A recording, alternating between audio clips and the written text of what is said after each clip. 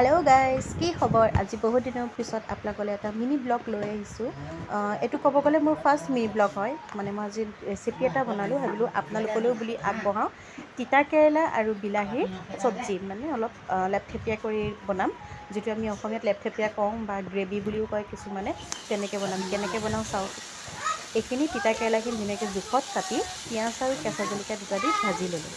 অকণমান সময় ভাজি ল'ম যাতে তিতা যিটো থাকে সেইটো অকণমান সিজি যায় আৰু আলুটো সিজাই দেখিব পাইছে আলুটো ধুনীয়াকৈ সিজিছে এতিয়া ভাজিখিনি কাঢ়ি ল'ম মানে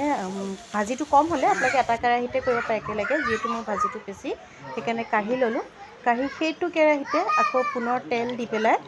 যিখিনি মছলা মই পিচি থৈছিলোঁ মছলাৰ কাৰণে ব্যৱহাৰ কৰিলোঁ জিৰা আদা নহৰু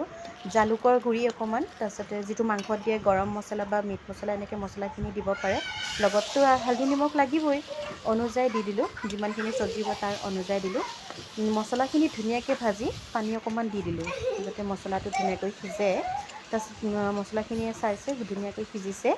মানে তাৰ যিটো মছলা সিজাৰ ভাৱটো সেইটো হৈ গ'ল তাৰপিছত যিখিনি কাটি থৈছিলোঁ বিলাহী মই বিলাহী 5টা লৈছিলোঁ 5টা বিলাহী কাটি লৈছিলোঁ সেইখিনি মছলাতে দিম দি ধুনীয়াকৈ ভাজি ল'লোঁ বিলাহীখিনিও ধুনীয়াকৈ লৰাই কৰি লৈ অলপ সময় পানী দি ঢাকি থ'ম যাতে বিলাহীটো সিজে এয়া দিছে ধুনীয়াকৈ নিমখটো অনুযায়ী দি দিছোঁ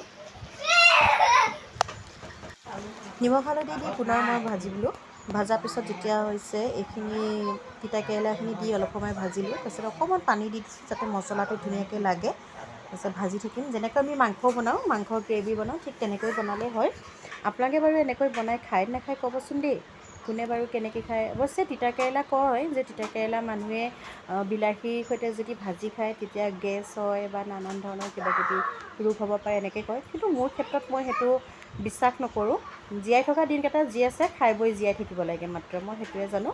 ধুনীয়াকৈ পানী দি জোখত ৰাখিলোঁ এইফালে আহি গ'ল আমাৰ নতুন ঘটঘটিখন লৈ পেলাই মাহীদেউ আৰু ল'ৰা মা আৰু ছোৱালী বাটতে নামিলে ল'ৰা আহি চোতালত নামোতেই পৰিলে দেখিছেনে মানে ইমান শান্ত সুস্থ তেতিয়ালৈকে মোৰ ভাত হৈ গ'ল এয়া মোৰ হৈছে ভাতৰ কাঁহীখন মানুহজনী চাই ভাতকেইটা লৈছোঁ পাপৰ চব্জি বনালোঁ মাহীয়ে খাম বুলি কৈ আছিলে ধেৰ দিনৰ পৰাই যিহেতু বনালোঁ এইফালে দালি টমিতা দিয়া আৰু কেৰেলা চব্জি যিটো মই বনাইছিলোঁ দেখালোঁ আৰু মেইনটো বি জলকীয়া আৰু ডিম এইফালে মাহীয়ে ল'ৰাক ধুনীয়াকৈ ভাত সাজ খুৱাই দি আছে ছোৱালীয়ে নিজে ভাত খাইছে ল'ৰায়েও ভাত ধুনীয়াকৈ খাই আছে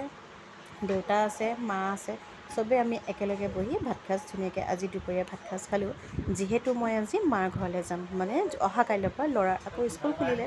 তাৰ অসুখ হৈ থকাৰ কাৰণে নিয়া হোৱা নাছিলে মায়ে দেখিছেনে ঘৰৰ ৰঙালাও দুটামান ঘৰলৈকে বান্ধি দিছে মাহঁতলৈ বুলি তাতে লগতে ঘৰতে লাগি থকা ৰঙালাও আগ কোনে বাৰু কেনেকৈ খায় কমেণ্ট বক্সত জনাব দেই ৰঙালাও চব্জিখন কেনেকৈ বনাই খায় মই ৰঙালাও আগকেইডাল লৈ লৈছোঁ খাবলৈ তেনেহ'লে আজিলৈ ভিডিঅ'টো ইমানতে সামৰণি মাৰিলোঁ ধন্যবাদ আশা কৰিলোঁ আপোনালোকে ভিডিঅ'টো ভাল পাব